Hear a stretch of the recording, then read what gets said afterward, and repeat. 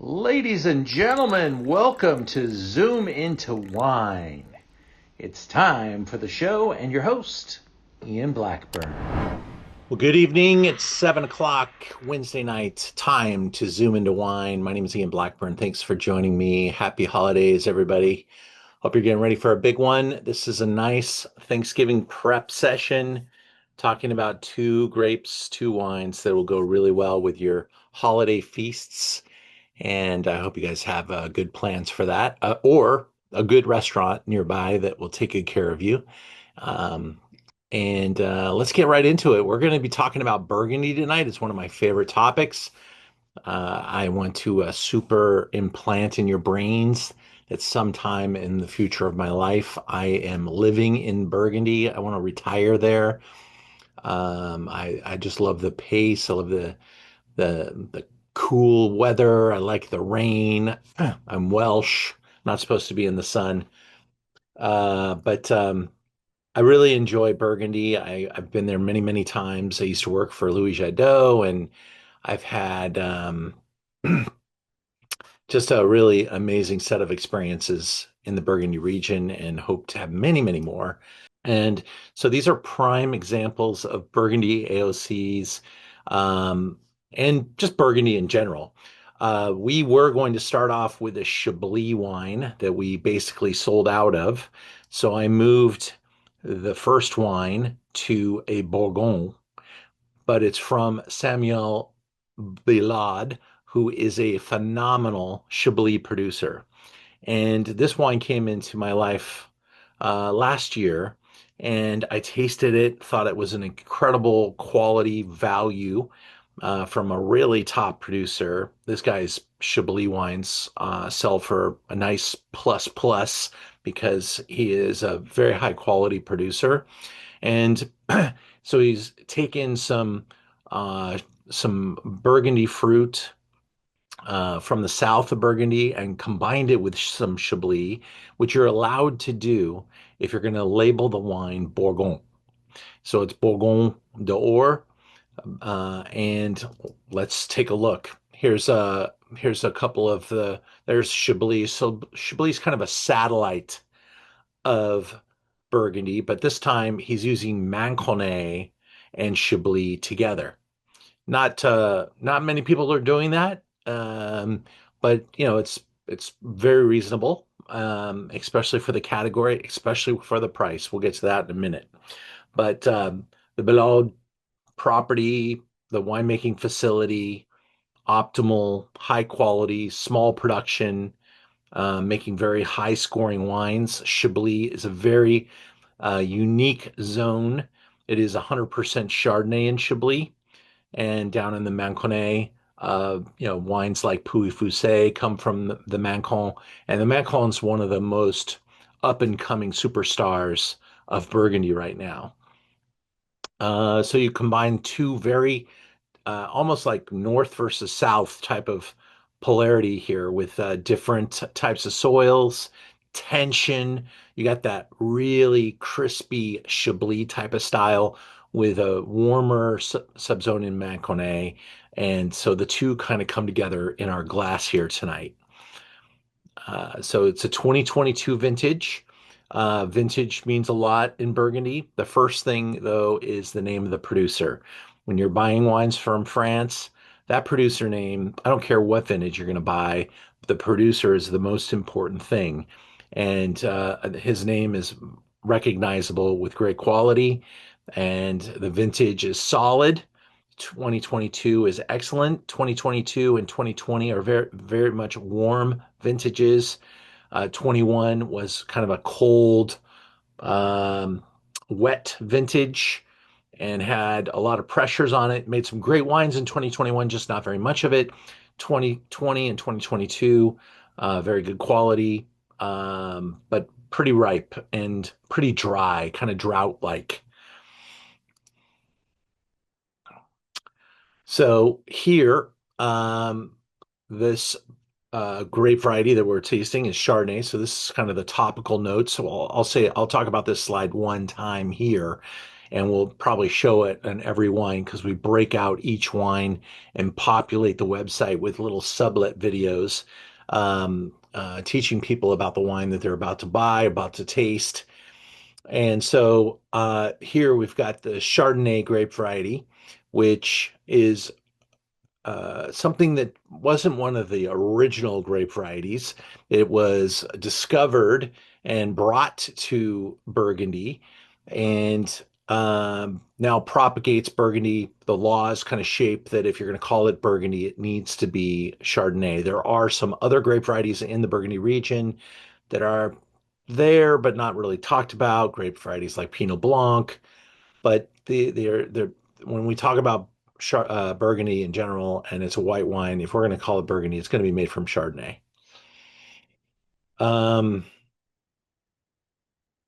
Typically does not make wines for long aging besides Chablis. Well, I would say besides all of Burgundy.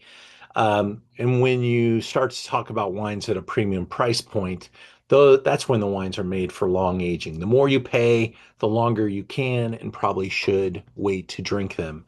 Makes dry white wines. Yes, in Burgundy, dry means absence of sugar, but a lot of people also note how drying the wines can be because of their incredible long tails of acidity.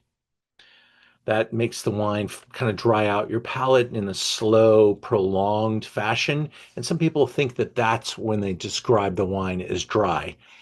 And that's not necessarily correct. Dry means absence of sugar, but it is absolutely a complement to the acidity here.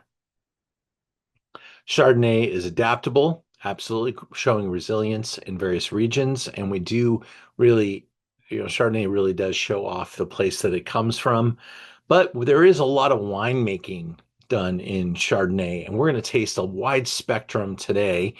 What I mean by that is that you could make a wine like Chardonnay in a stainless steel tank, very crispy, pick it early, not do much to it, put it in a bottle, zero oak, unoaked, and you've got something very linear, very pure, very focused. Or you could start to leave it on the lees. Those are the solids that the fermentation creates. You might even stir those lees into the wine, further enriching the wine. You put it in the wood barrel, it starts to evaporate, it starts to change color. From oxidation, not from the color of the wood, from the oxygen kissing it. And evaporation increases concentration, increases um, complexity. You've got a lot of things that can happen with time in wood. You get that mouthfeel, you get that nose. There are different philosophies that go into winemaking, and these are the little kind of like if you're a DJ and you have little knobs to turn to change the volume or the tone or the bass or the tempo. These are the things that a winemaker can do. And what I'm saying is Chardonnay has a full suite of options, whereas a lot of grape varieties, you can't mess around with them too much. You got to keep them really sharp. And so Chardonnay kind of gives you a full spectrum.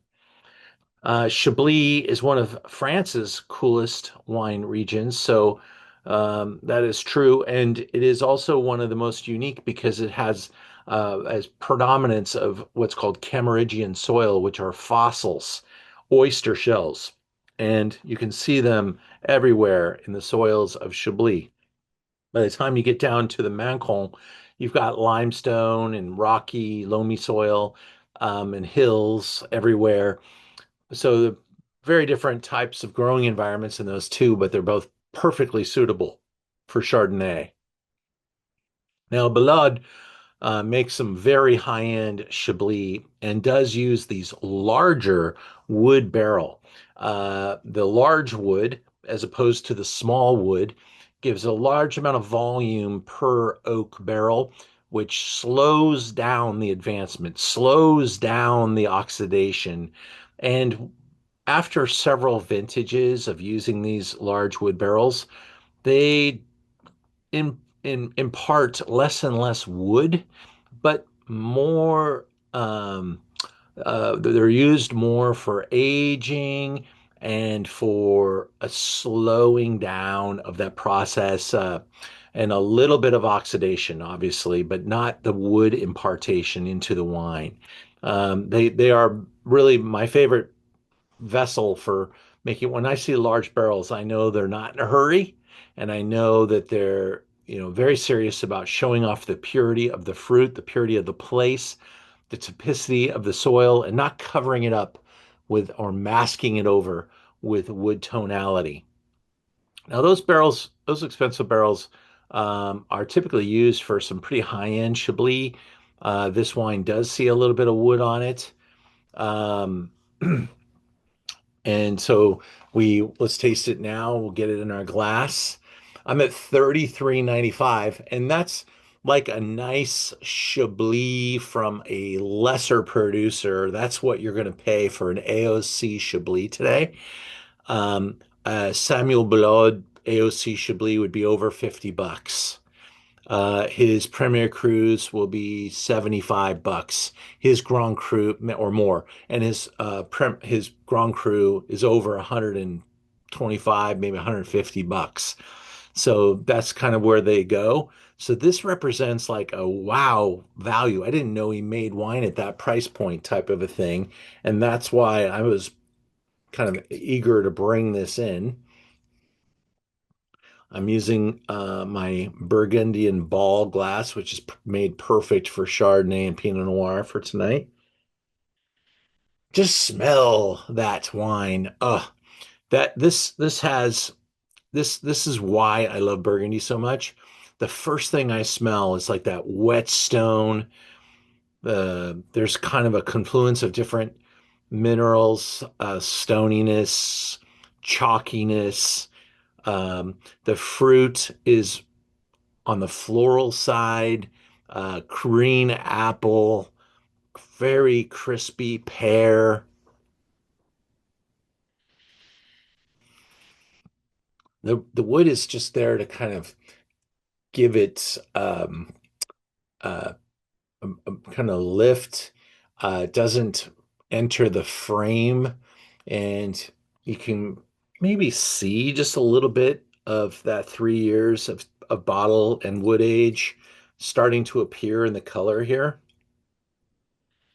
Very fresh. I think this wine, you could buy this right now and drink it for the next 3 to 4 years and be really happy every year. It won't even fall off, and it might even go further. This is just super high, good quality winemaking, and I can smell the turkey gravy.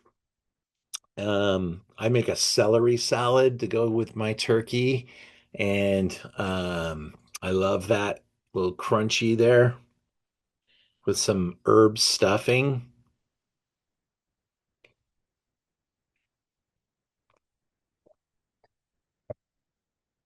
Some people might like a little fatter rendition. This has got that firmness to it. I'm just telling you right now, I think at $34, this wine is a no-brainer, delicious, hard to beat little bottle for the table. It doesn't, for some people, $35 a bottle is a big throw. But for those that like drinking Burgundy, this is a bargain. And I hope you agree and enjoy the way it's presenting itself. I personally love it.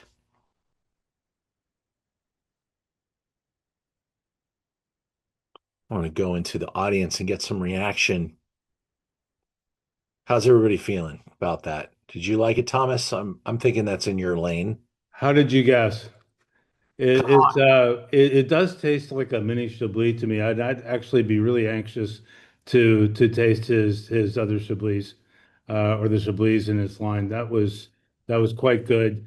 I'm sitting here with family and a little bit of a mixed view of it. So we'll see how we go through the Chardonnay. Some liked it, some didn't. So there you go. But it Those was that didn't like it, was it not round and creamy and oaky and buttery enough? Is that what you were missing? Because, that is what you when you pull that away from Chardonnay, that's Chablis. Chablis is about minerality, tension, crisp, tight, and then you can really get specific with some of the foods. I think the best possible opportunities to pair a wine like this would be with something equivalent to sushi, or my favorite would be like I take day boat scallops and I slice them thin. I put them on a plate with some lemon juice, salt and pepper, olive oil. Eat it like with some toasted, crunchy bread, and eat it like a crudo, like a carpaccio of scallop. When are you coming over to cook? Hey, I'm for hire, buddy. I'm for hire. I'll see if I have a Dodgers hat here, Ian, Oh, just to make you feel better. I got two or three. I can bring you I'm sure one. you do. Yeah, you can bring one for everybody. All right, that sounds good. No, Close I filled with oysters. Yeah. yeah, I do like this. Oysters with Chablis are like a mandatory, You right? bet. Yeah. I Brian, like this. I like this overall style, as far as it just has a smoothness to it. It's crisp. It has a smoothness to it. Um, nothing. There's nothing that is. There's no excessive acid. I mean, it's just a real. This is real drinkable. yeah, And again, at $34, yeah, um, it's as compared to, let's say, compared to like a Rombauer, and yeah, it's a right. whole Which different. is about the same price, right? Yes, yeah, Yeah. So, I mean, Ron Bauer has its fans, and there are people that would prefer the Rombauer because of its style, which is heavily dictated by heavy winemaking practices. Whereas this is very hands-off, letting you smell and taste the place. And I'm gonna say something, you know, that's kind of typical and maybe obvious, but if you're growing up in Europe, this is like the expected way Chardonnay should taste. But if you grew up in California, you're going to probably prefer Rombauer as a rounder, creamier presentation of our sunshine, and that's okay. I think for me, wine is about having choices and options, and if I had to drink the same wine every day, I would not like wine. It's just that way. I love the fact that everything's a little different. And I literally could have thrown any three white wines together from our Burgundy section and put this tasting together, and I would have loved it. Everything so that makes my wife. that gets back to one of my other little questions here. Of You had mentioned $125 Chardonnay or Yeah, Chablis. yeah. How much of that is duty? I mean, as compared to, let's say, California pricing, $34 California pricing, $34 French. How much is Well, duty? honestly, the biggest numbers behind the French wines are probably the fact that it's got an importer taking a piece, a distributor taking a piece, and maybe it's an importer selling it to a brand company that's selling it to a distributor. There could be three margins involved. Now, actually, in California, our wines are bottle by bottle tend to be more expensive than the French wines. Uh, they sell from their cellar at a very low price to that first tranche. The negotiant or the person who's buying that wine for export, they take that and sell it at maybe, let's say, I'm going to give you a number that I think probably this wine sold for about 12 euro. And then the distributor paid or bought it for 12, or imported, I'm sorry, the importer bought it for, exporter bought it for 12, sold it to a distributor for about 18, and then I get to buy it somewhere in the low 20s. Everybody's making about Right. 25 to 30%. And that's what a retail shop like me. I make between 25 Sure. and 30 points on a bottle of wine like this. Not No one's getting rich off any one bottle of wine. But what we all hope for in the wine retail world is that you buy six, and then it makes sense. and that's kind of the wine shop model. And so, California winery would have laid-in costs that are much higher: cost of land, cost of labor, cost of taxes, cost of insurance, all that stuff. And you might start a bottle of Chardonnay at a cost of $18, selling it to a distributor who's then going to turn around and sell it for close to 28, and it'll end up over $40 in a Yeah, store. right. Correct. Yeah. Okay. Yeah. Just no, again, that was meant as comparing price points Hmm. between countries. Yeah, And so, 100%.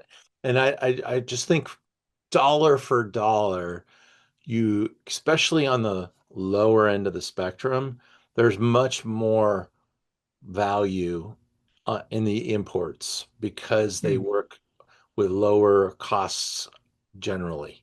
That probably the families own the land.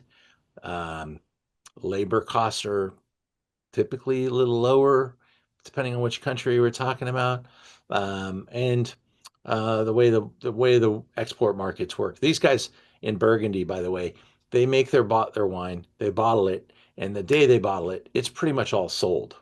And they keep that price pretty sharp so that it's that way because you can't visit mm, their winery and buy their wine. It's just not the way the business moves over there. They sell it to the export markets, and they have to keep that price pretty sharp to be able to get it all the way down the line and have it sell mm, through. So there's good. always a lot of value there. All right, we're going to move into wine number dos. And while we're talking about Burgundy, one of the great exceptions in Burgundy is a grape called Aligoté. When I grew up, Aligoté was at the bar because if somebody ordered a kir, which would be cassis and Aligoté blended together, that's when you pulled out the Aligoté. That drink was like big in the 60s, 70s, and 80s. Probably 99% of the restaurants don't offer that drink anymore. And Aligoté has grown up. In fact, over time, Aligoté, they figured out Aligoté, and the Burgundians did. You're going to see Aligoté now planted in places like Santa Rita Hills and in Oregon. I'm seeing it planted. Not because people are going to go crazy for Aligoté, but because you can make something very distinctive and very beautiful with this grape variety. And nobody believes that more than Domaine de Villaine. Who is de Villaine? Well, they own a brand called Domaine Romanicanti, and the couple that owns that property live at this estate in Bouzeron. The Bouzeron is the name of the town, and it is south in the Mâconnais, the Côte de Chalonnais. Sorry, there's Côte de Chalonnais, there's the Côte d'Or, there's the Mâcon. Okay, and so Chalonnais is here, and Bouzeron is somewhere about there. Now, I have an incredible memory of what we experienced as we brought a group to Burgundy several years ago. We are in a little bus. There's probably 12 of us, and I was a lot younger. I was single, and everybody on the bus was young and single. We were having a blast.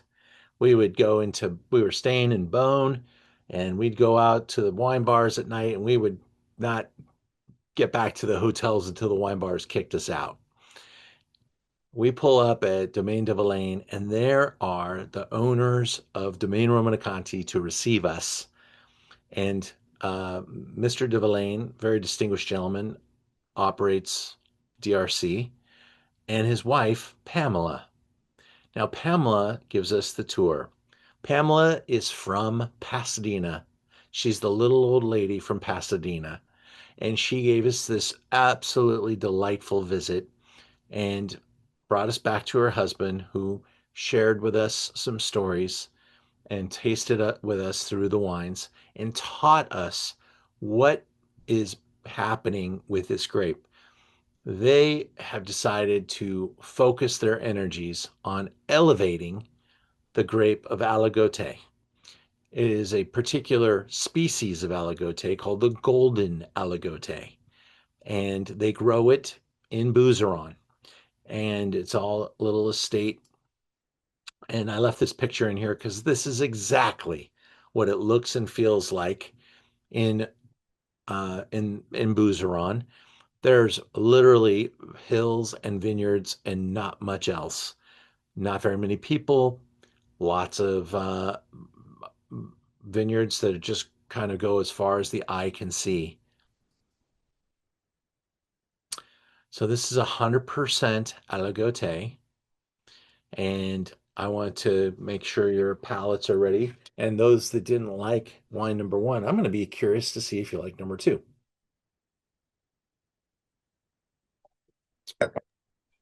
The vote here, Ian, is those who didn't like wine number one do like wine number two.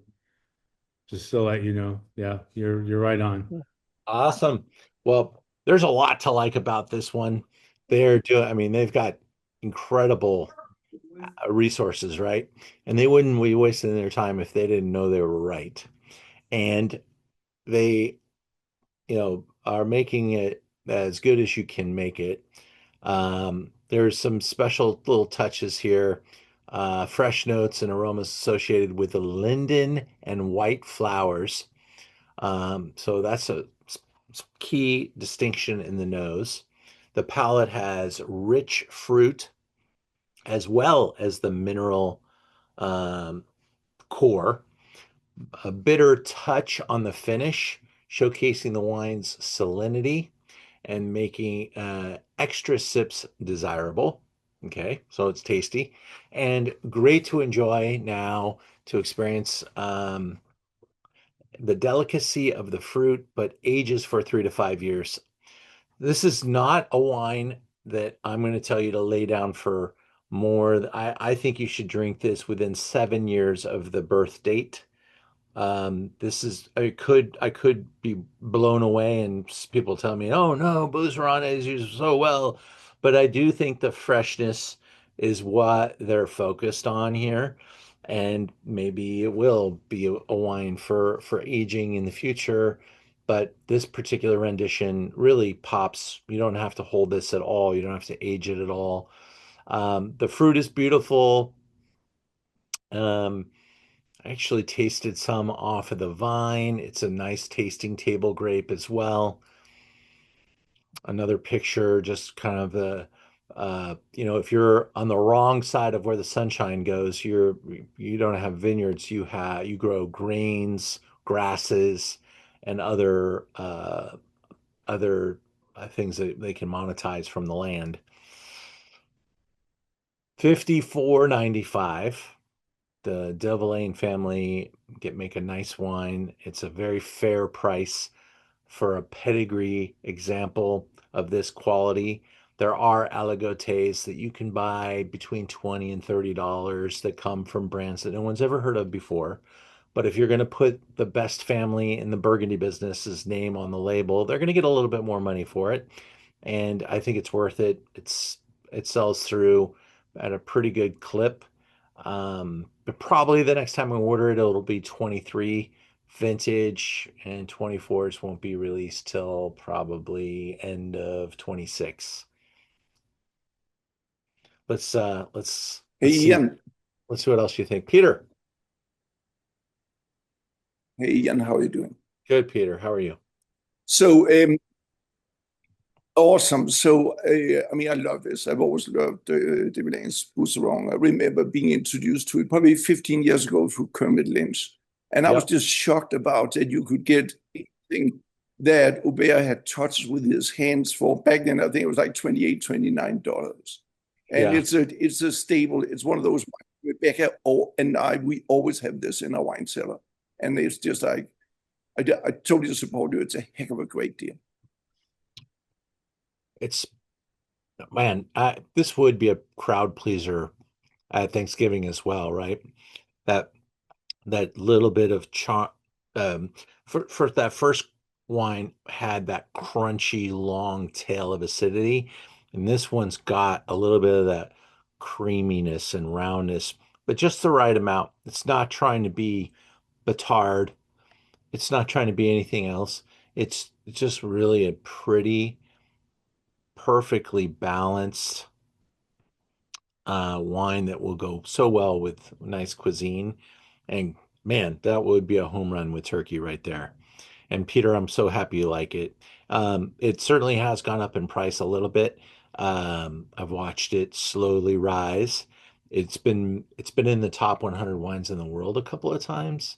Um, and it's not a secret anymore. This wine is pretty well out there, and it is still represented by Kermit Lynch. And yeah, I mean, the most collected, most elevated wines in the world are the DRC wines. Um, and so when you're connected to it and you're able to taste something from that family for this price, it's kind of like a really affordable luxury. Also, I want to say hello, Peter. Hi, Peter. Peter's such a great man. Hey guys, He is. He is. It's Brian Gillespie.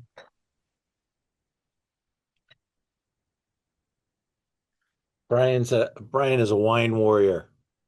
Well, Peter's been at my house. All right. Yeah, yeah.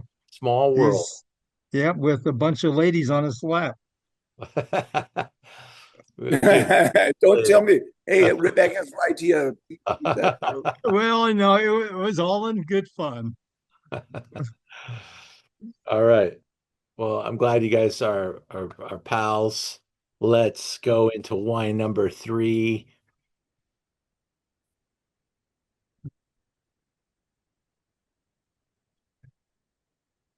Now, we're about to taste. This might be another Kermit Lynch wine. It is. Um, I don't think about it by who I buy the wine from, but I do buy quite a bit I mean, Kermit Lynch is French wine, and so I have a lot of representation from him in our store. And Domaine Larue is a benchmark producer, especially for Saint-Aubin. Saint-Aubin has kind of always been the stepchild to Puigny Montrachet, sometimes called the poor man's Puigny Montrachet, Saint-Aubin. But Burgundy's grown up so much since that type of stuff was being said, and the wines are so good and so sought after. And Domaine Larue is a really solid producer. Now we are tasting an AOC example, and you can see where Chasson is right there, Puigny is right there, Meursault is right there, and Saint-Aubin is right there. Okay, now look how close they are. Chasson, Puigny, Meursault, Saint-Aubin. I mean, it's like saying Santa Monica. That might be Brentwood. That might be Malibu. That might be Venice Beach. That's about the size of it. Founded in 1946. Think about that time, right after World War II. Predominant limestone soils, which is key. Also, what kind of makes Saint-Aubin different is that it's kind of back behind the slope, and it's kind of tucked. It's kind of there's a name for it. I can't remember the word, but it's kind of a little gully type of a shape in the back, and so it's hidden. It's a little hidden gem. 42 acres of vines owned by this producer, which is a chunk for a Burgundy producer that a lot of people don't know the name of, but they make a good amount of Saint-Aubin for the world. That's what I'm talking about right there. See how the hills just kind of trap these little slopes? They kind of jettison north. I'm sorry, I say the direction is going straight east of Meursault, and you just kind of go back beyond Poigny into the top, and stretches out. It's like a little finger. 100% Chardonnay, does see time in wood. It is made like a Puny Montrachet, 100% oak barrel fermentation, stirred on the lees. You're going to have the lemon butterscotch nectarine with warm, nutty notes on the finish.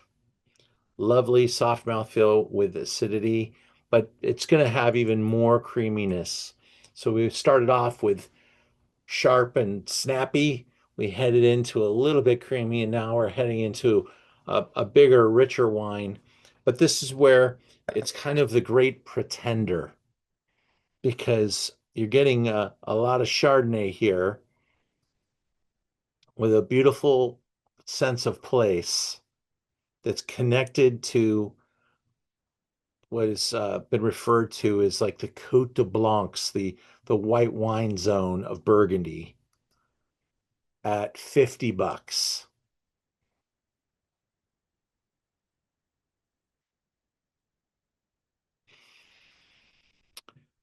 And a Puigny Montrachet would start probably in the 75 range.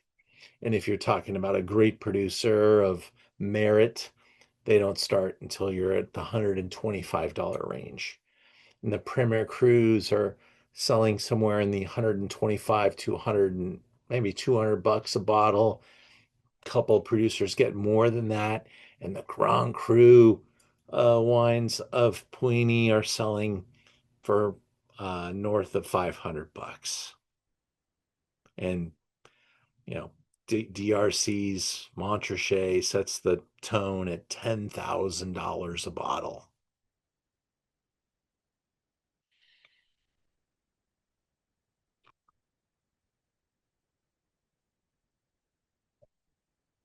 This is not trying to be $10,000 a bottle.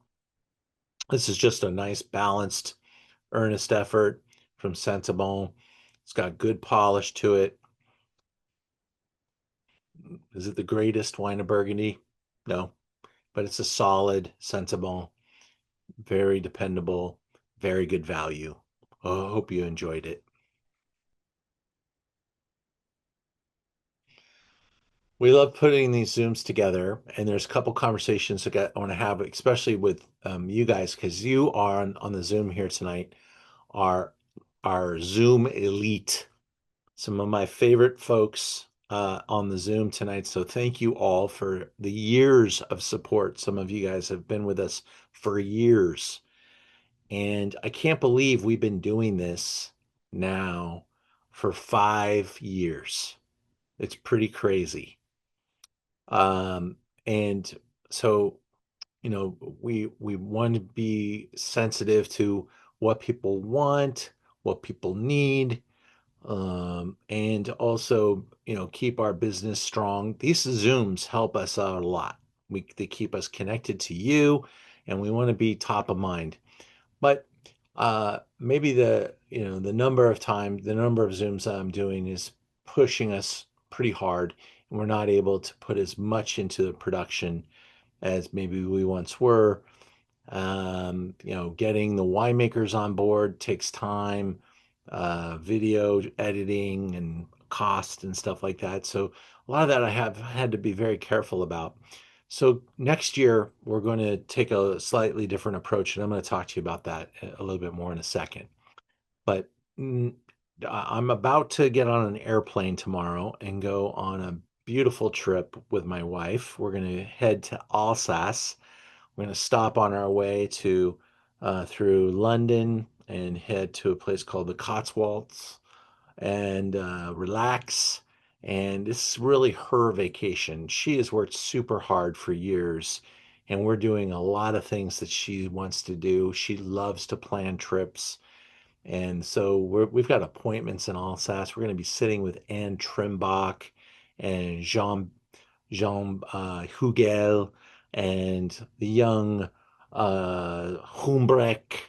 And we've got some just amazing appointments in Alsace. And so I get a couple of weeks here to enjoy time with my wife.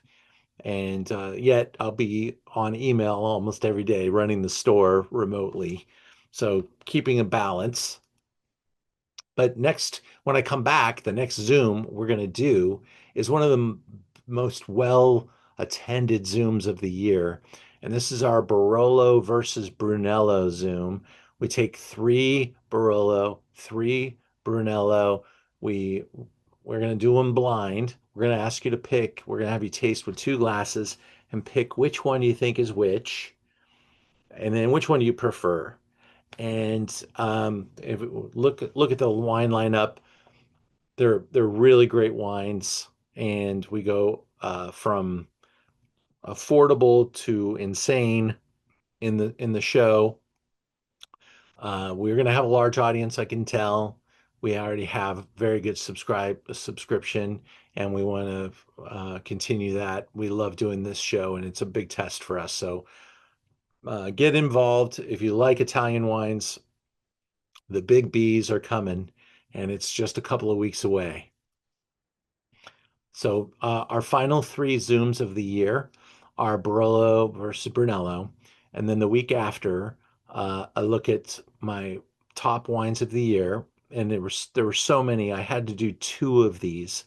I do one in December, top wines of the year that are basically available now. And then in January, I'm taking the distinction away about price and stuff, and we're showing just the greatest wines of the year regardless of price. So the January one gets a little pricier because I'm going to be showing uh, kind of my ultimate 6. They both there are some wines that I couldn't figure out which one to put them in. I'm very proud of the wines that we put into the top wines of the year, so check them out. And then on December 31st, our New Year's Eve primer, it's not a champagne challenge, by the way. It is just a champagne presentation.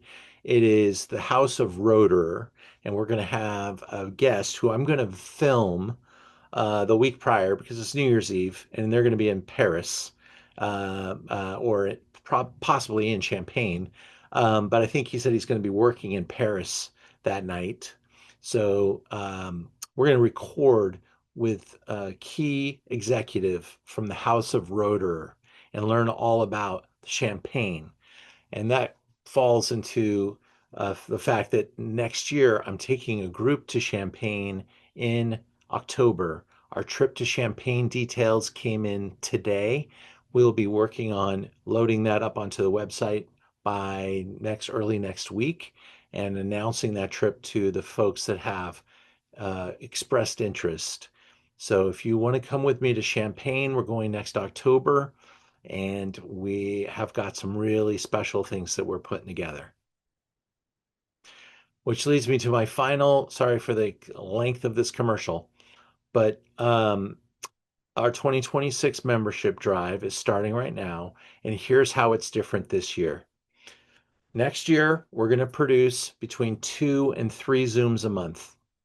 Most months, maybe 2, but if we do a third one, it's something special, something extra special. And we're going to kind of take our foot off the gas a little bit just so we can increase the quality and really get some better content. And so here's how we got creative. If you become a merchant of wine, it's now no longer a Zoom into Wine member, it's a merchant of wine membership. You're going to get 10% off all year because you're going to get your own code as a member. So you'll be able to buy wine from our website with 10% off. You'll be able to buy the Zooms with 10% off. There will no longer be a membership price. there'll be one price for the Zooms. Member, if you're a Merchant of Wine member, you'll get 10% off. And the Zooms are going to be at all different price points. Um, you'll be invited to all of them as a member to view. And if you want to subscribe, or purchase or taste with us, you'll be able to buy the kit with a 10% discount. That's the biggest difference between this year and past, or the coming year and the past years, because it was so focused on just the Zooms. But now we're really wanting to encourage people to think of us as more of a wine shop that has Zooms, and to be able to get 10% off on the wines at any point in time. And that's the only time we're going to have 10% off, by the way. We're going to become less selly. There's not a lot of margin in our store anyway. We are going to continue to work our margins tighter and tighter to become a price leader in what we do. The quality of our wine selection has continued to go up, and we're less about the $10, $12 bottles. We're more about the better wines. And we want to put our emphasis on the shipping value, because we don't have Beverly Hills real estate. We don't have a store you could go to.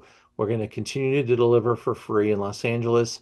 It's $20 for a shipment in California, and it's $40 anywhere in the US, flat rate shipping.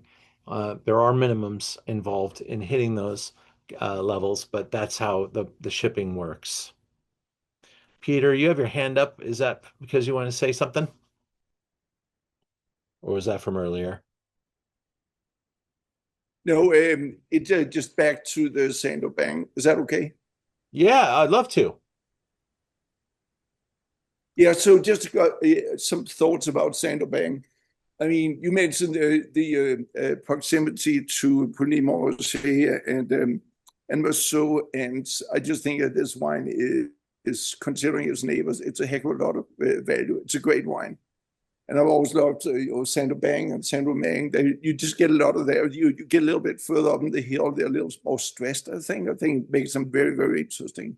It's just like when you go just one notch down to Saint-Etienne, I think that the Pinots from down there is just a heck of a great value. So you can still find some good values in Burgundy. 100%.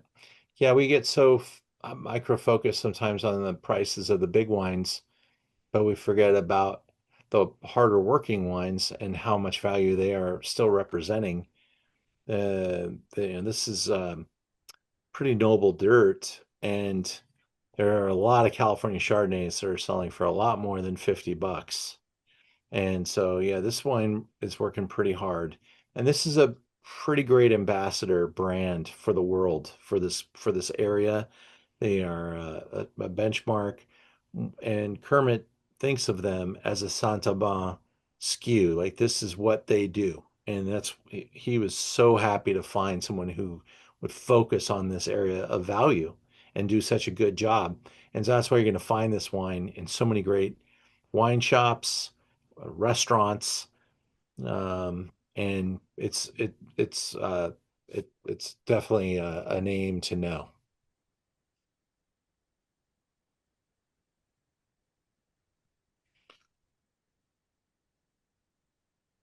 Red wine time.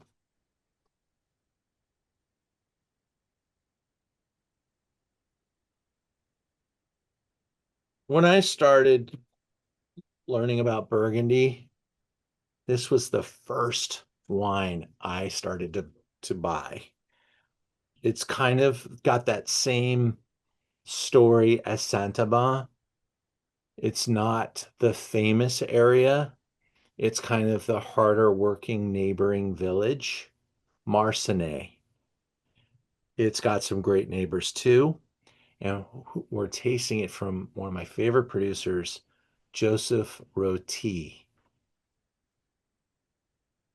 Now we're in the Côte de Nuit, and the tip of the Côte de Nuit, in fact, right next to Givry Chambertin, Vin Romanée, Nuit Saint-Georges. Uh, those are the neighbors. And Marsannay is the place of value. This family goes back to 1710.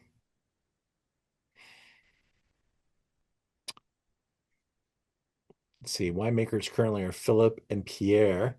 They're the descendants.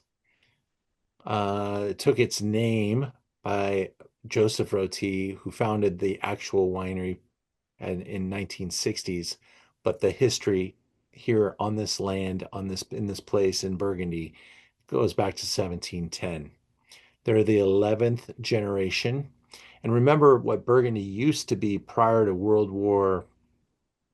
probably World War II. Prior to World War II, families grew grapes and they sold them to the big brands or to the negotiant houses. There weren't 100 or 1,000 or 2,000 brands. They they sold their grapes and others made the wine, bottled it, and sold it. It was too much work. All they did is take care of their land and take care of their families. So you see a lot of the brand innovation during the 1900s. This is a this is what almost all of the Cotonui looks like. You've got the forest in the background at the top of the hill. You've got the slope underneath it. The best vineyards are typically somewhere around, you know, halfway to two-thirds of the way up the slope. And if you're down on the flatland, you could still make some good wine, but you're probably bottling it as Bourgogne. If you're up on the slope and maybe there's a better spot, maybe it's a walled-in spot known as a Clos, or they've elevated it to a Premier Cru. This is 100% Pinot Noir. And at Joseph Roty, they do things in a pretty big, dense, extracted, but I want to say masculine, but still so classic. So classic. This is not modern extraction. It's just very almost masculine, muscular. You're not going to Hmm. taste a Hmm. wine from Joseph Roty and say, "Oh, this isn't powerful enough." If this isn't powerful enough, you're drinking the right grape. Um, I also am uh, here to tell you 18 great vintage. It's got 7 years on it. It's where you want to drink your Marsannay. It's still got a couple great years ahead of it, but it's got wonderful development. It's got some, more tertiary kind of character, smell of leather, mushroom, smoky, dusty cherry,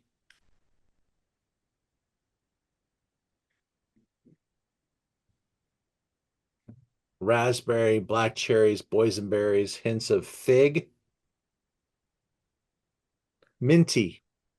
Absolutely. A little medium bodied with a minty opening.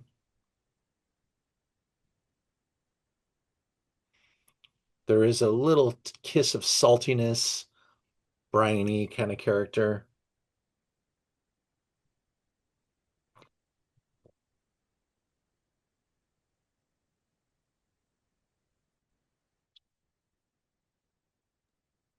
Think of how that So, would. Ian, what clone is this? Hmm.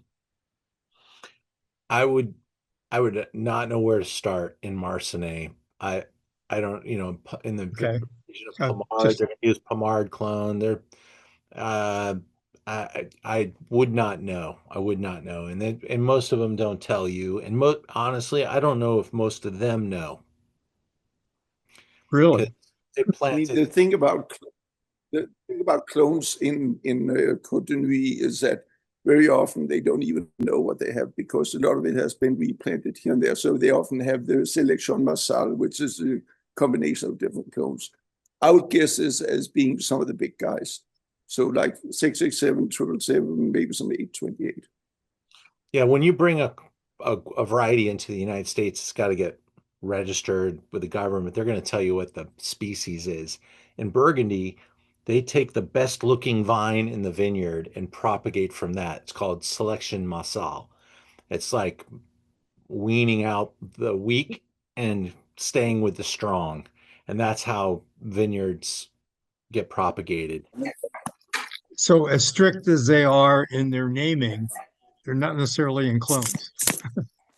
Right. Yeah. No. But as long as it's Pinot Noir, you're fine.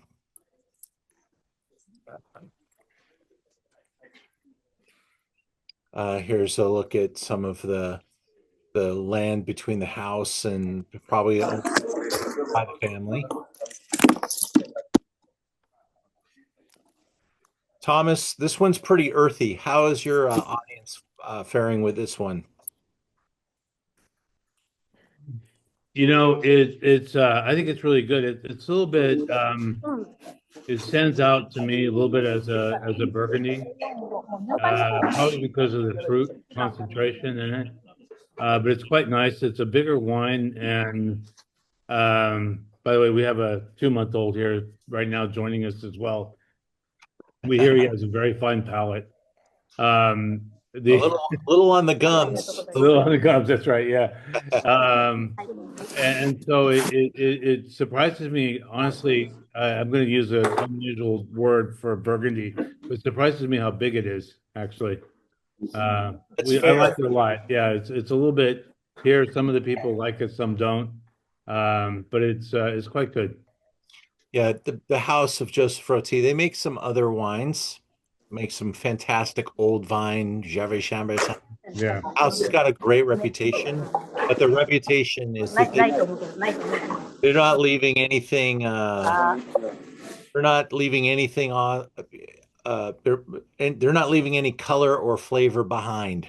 They're getting it all. Yeah, they're taking it all. Yeah, yeah. So Definitely squeezing the grape to get it all. I don't know what's in the background here. I do hear a lot of the background. It's not you.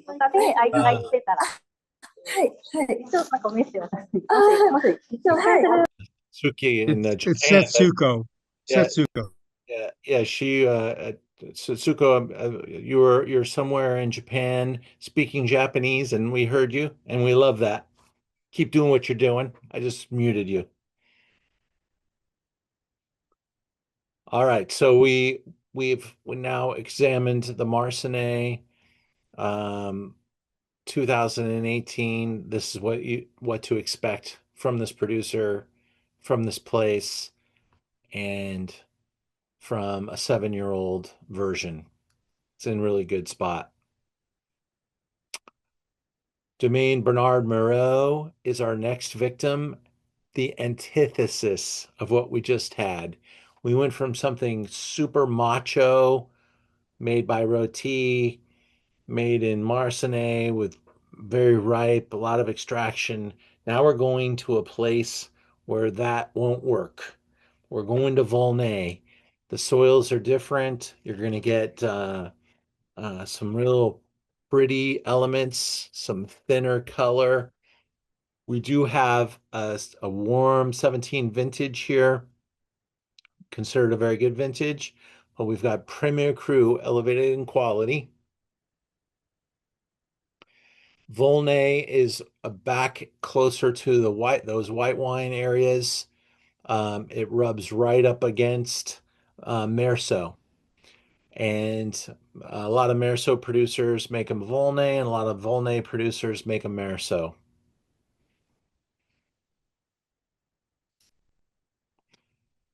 Domaine Bernard Moreau.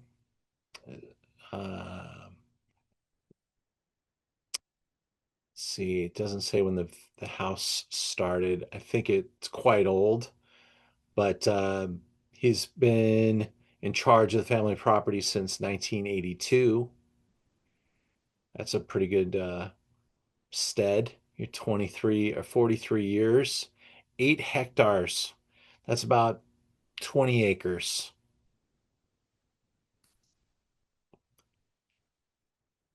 Pretty steep. Great slope there. So a question for Peter is this says sustainable versus Peter's interpretation of sustainable. Peter's got a higher ebb. Sustainable is one level. So, Peter, yeah, go for it. can I take about half an hour now? Yeah, it's Yeah, probably My not wife says, for the show place. and show and tell. Yeah, Peter's yeah, but famous I mean, for they, Cetos. yeah, I'll do it real quick. One of the things that we got here in the United States is we have a certification around sustainability. So to be sustainable here and use the certification, you have to live up to about 400 or 500 different requirements. Those principles for sustainability are being rolled out in the rest of the world, but we're pretty much ahead of the game.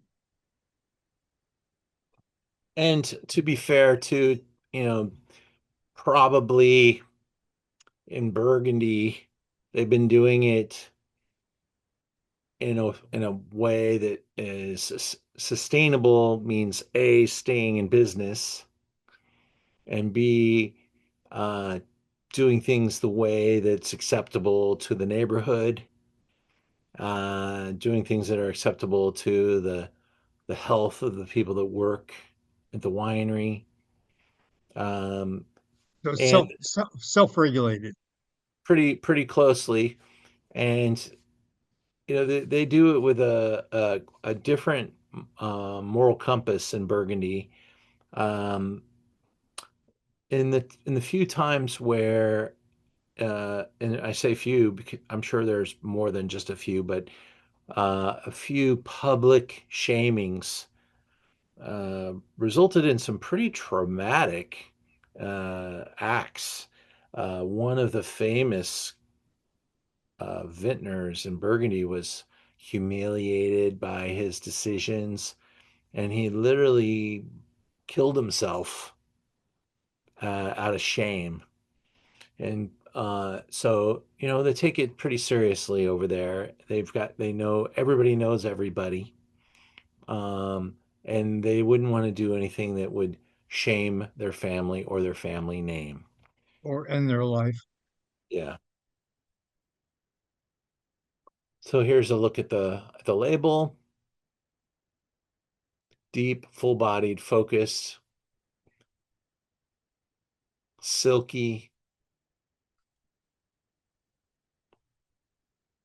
Pinot Noir varieties, very teeny little berries that you could probably put 2 clusters in your hand. 93 points. John Gilman, who's a Burgundy specialist in reviews.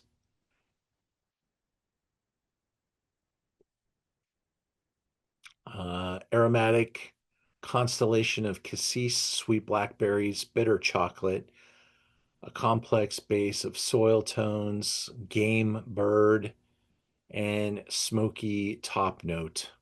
On the palate, the wine is deep, full-bodied, focused, and sappy at the core, with excellent soil signature, fine focus and grip, silky tannins, and a long, beautiful balance that is still quite primary. Um, all needs time to blossom. I'm sure that review was written somewhere in and around 2018, 19. The wine was probably released in 19. It's a look down from those steep hills down onto Volnay. We're at $120 at the Premier Cru level. Clos de Chênes is the name of the Premier Cru. It's a clos, meaning walled-in vineyard.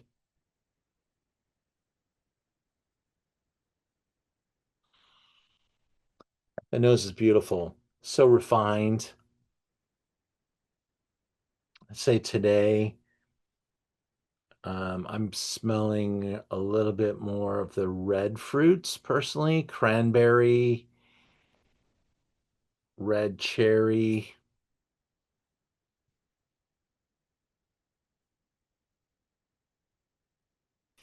Definitely some brown spices.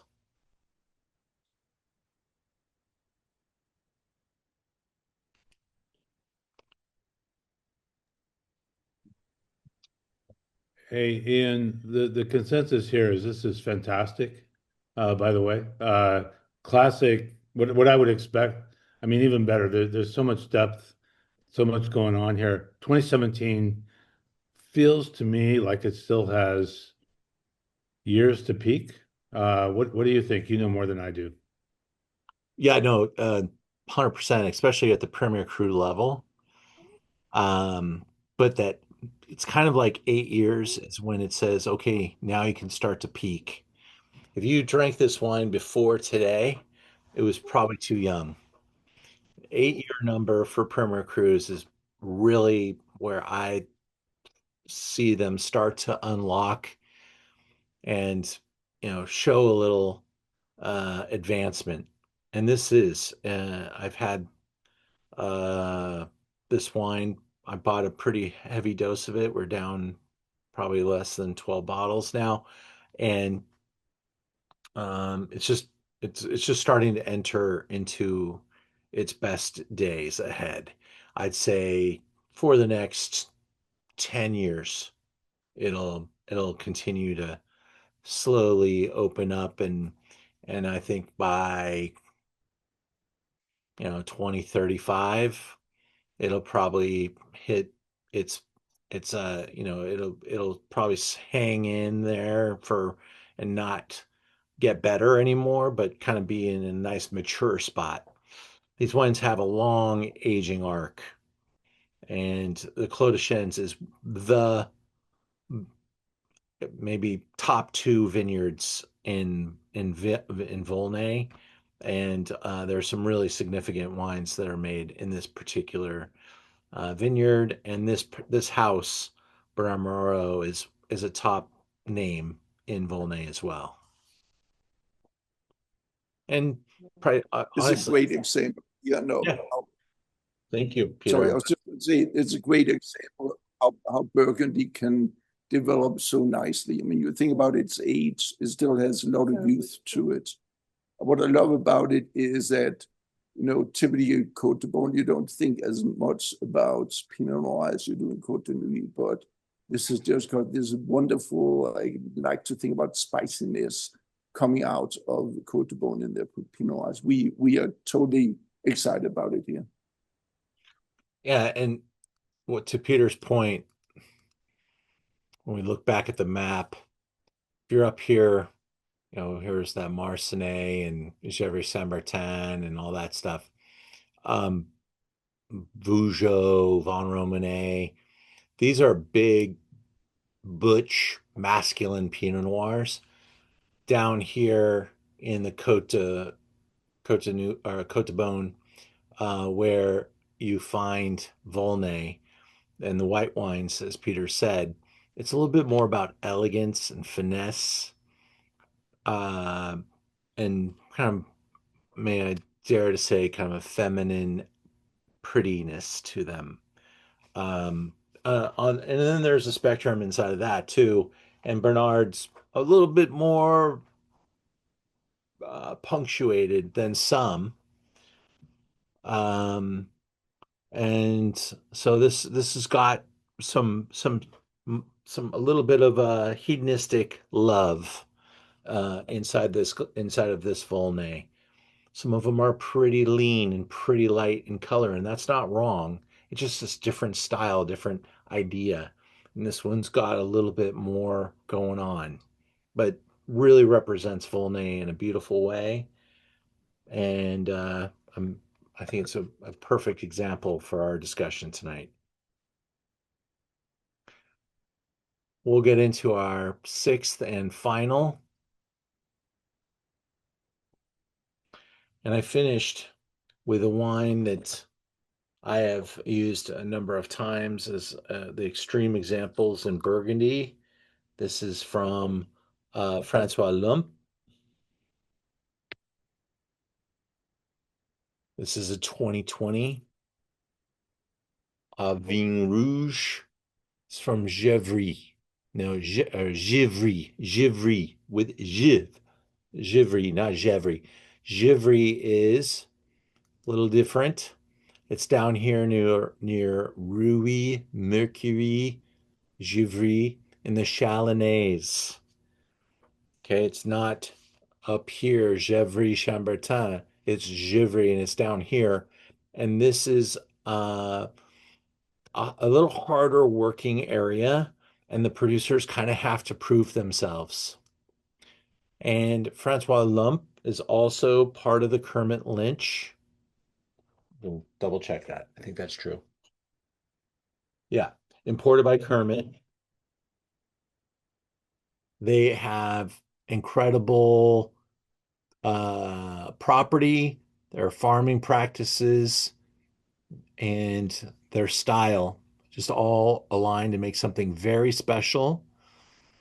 I think this is where Burgundy crosses over into uh, maybe a potential for showing people a ripeness level that you don't always see in Burgundy. There's also, look at the color on this wine. There's a power and a punctuation in Givry from this producer. And I'm gonna say this is a producer thing. This is not a Givry thing. This is a lump. And we all, some people just, in the wine game, the business, we look at lump and say, "Oh, lump. We know what we're gonna get. We're gonna get something punctuated, personality, plump, powerful, the P's. That's why there's two P's in the name, lump.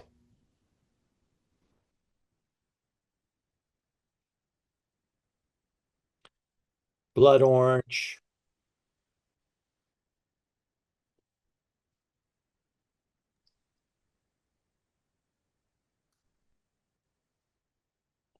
Look at that guy. Does that guy look like he's afraid? He's going, he's going to push it. And 18 months of élevage takes his time producing these beautiful wines. These wines sell kind of in a streaky way. I won't sell a lot of it, and then all of a sudden somebody comes in and buys 24 bottles because they had it somewhere and they fell in love with it. They had it at a top restaurant. It's Burgundy that performs at a great price and delivers something with a pound of flesh. There's some real character here. Let's spend a second on it and get your opinions. I don't know if we lost Tom. Are you still there, Tom? Still here. Still here. How's your group think about this? They're kind of disappearing as they're putting the 2-month-old to bed, but just got a very nice exclamation from my son Nico here on this. It's good. It's good. It does have a lot of stuffing to it. I think the Volnay is more classic, if you will. Yeah. But what a great price, what a great wine. I'll just tell a little story if I could, Ian, if you could. Yeah, got it. Once upon a time, did you ever know Becky Wasserman? Any Yes. chance? Yeah. And So that's for their kids. is that right? Yeah. So Becky was a friend of a friend, and I happened to be in France for business. My boss and I decided to spend the weekend in Beaune. I ended up having lunch with her and so on. And then she invited us over to her farmhouse for dinner, made a beautiful dinner, and we drank a lot of wine that night. And she gave me a magnum of Givry I'd never heard of Givry before. But I brought that. You could carry wine back easily back in those days, and so that was my introduction to Givry was through Becky Wasserman. But Yeah. I always thought it was good, and as you say, kind of underrated. Depends a lot on the producer. From that standpoint, this is very nice. Love it a lot. That's a cool story, and she's such a great statesman for Burgundy, American that dedicated her life early on, way back when, to becoming kind of a statesman for the product to the United States. And her kids are taking her reins and continuing the business and doing different things. And Yeah, so, yeah, very cool. yeah, Um, yeah. how did you get connected to her back then? Was Just a friend of a friend. A guy by the name of Paul Moser, who's used to be a winemaker up in Napa Valley. He retired from it. Knew her. He had done some work in France himself. Got to know her, and I said, "Hey, I'm going to be there." I wrote her a note, and she was kind enough to say, "Hey, let's meet for lunch at so and so place."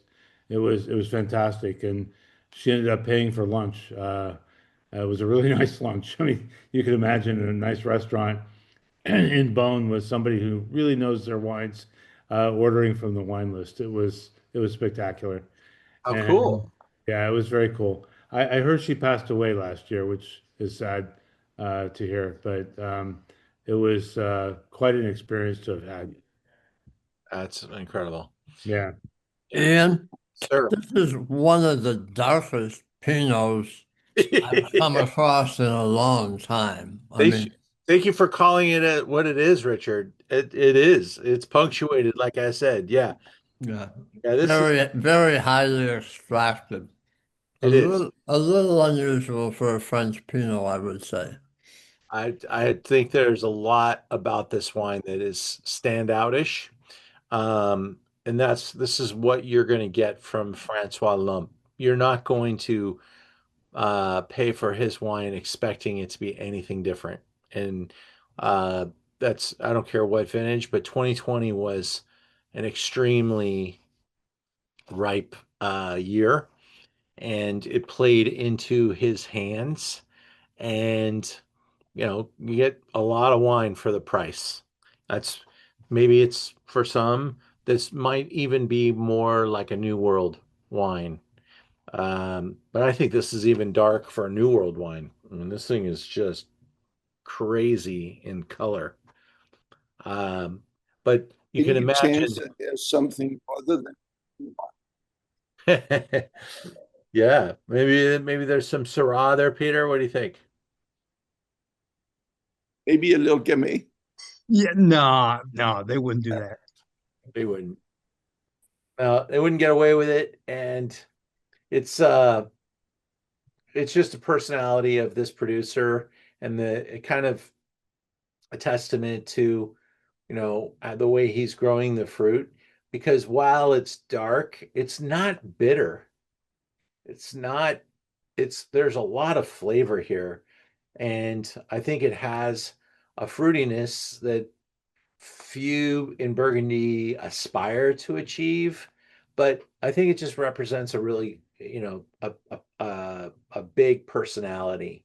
And these wines are adored, and you can find them on some great wine lists. And when you're, at a restaurant and you want to stay on a particular budget, this is just a wine that makes everybody happy with great cuisine. And you could, I mean, this and lamb would be amazing. Beef bourguignon, incredible. Hey, and a question about weather. So, as you go from Côte de Beaune down to Côte Chalonnaise and down to Macron, it does get a little warmer, right? Yeah, it does. Yeah, and so you had a warm vintage already with 2020, and then in a warmer zone, and a producer who likes to go there. So this is the all 1 plus 1 plus 1. You got three here, and they're all working in alignment. So you got something pretty inky and concentrated. And I think this wine will be interesting to see over time. I mean, it's still very fruit forward, 5 years in. And I don't even smell a hint of the minerality really popping through yet. I think this wine will be really pretty interesting in a few more years. Um, and it's fun to have a spectrum of flavors like we had tonight, going different price points and seeing how different different areas of Burgundy can be. Um, I carry probably 50 different Burgundy, about half and half white and red in the store. Maybe a few more than that, but probably pretty close. And um, I try to show diversity, and I try to show a range of price points. Burgundy can get very expensive in a hurry. Uh, and so finding things that represent value and also make people happy is kind of the job of a good wine store, I think. And being able to have something at this price point that delivers something like this is a pretty extreme value. Which takes me to my final commercial, a couple of trips on the future. We still have one spot for Napa in January, if anybody's interested in going with me. Um, we have our trip to Oregon in February, which I'm very focused on now. Sardinia, we couldn't pull Sardinia off. I had to let that go because all the hotels that we wanted to go to got filled and they took my blocks away, and that's what happens sometimes. So it's in April. April's a busy month in Europe, and if you don't have a group ready to go, you're probably not going to pull it off. So Sardinia went away about a week ago. Um, but October, our focus on Champagne is coming, and it really is a Champagne trip. We'll be meeting up in Paris. We'll do a little Champagne storytelling in Paris with a little history and visiting a couple of great Champagne landmarks in Paris, and then head up to the Champagne region for about 4 days of greatness, and then come back to Paris. Some of you may stay on board and continue with us to London and Kent as an additional excursion. We also are about to announce our trip to New Zealand, which is really an incredible destination.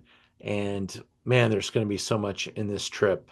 And we're going to make it worth your time to fly 36 hours to New Zealand. I'm continuing to produce some really special dinners, guys. I've got 3 spots left for my dinner with Aaron Pott. He's a great winemaker, born and raised in France, American family. His father was a journalist in Paris. Aaron got hooked up with some great French winemakers and got placed in Napa Valley eventually, made wine for some top houses in Bordeaux. And today he's one of the top 5 winemakers in Napa Valley.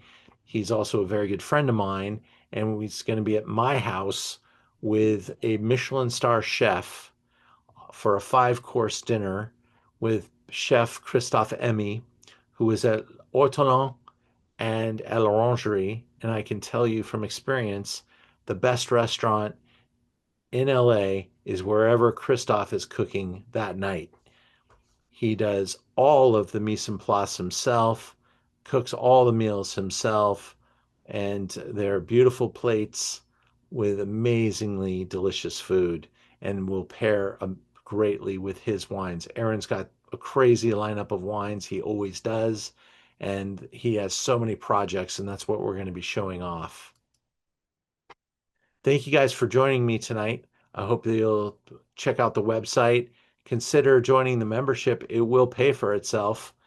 The 10% discount, whether you do it slowly or you buy a big chunk of wine and get a big 10% deal off. That's how that will work best for you. Or you can just use it, for the Zooms, and it'll pay for itself over a year's period. We'll give you access to everything, and we'll give you that code. It'll go live on January 1st. Thanks, everybody. Have a good night.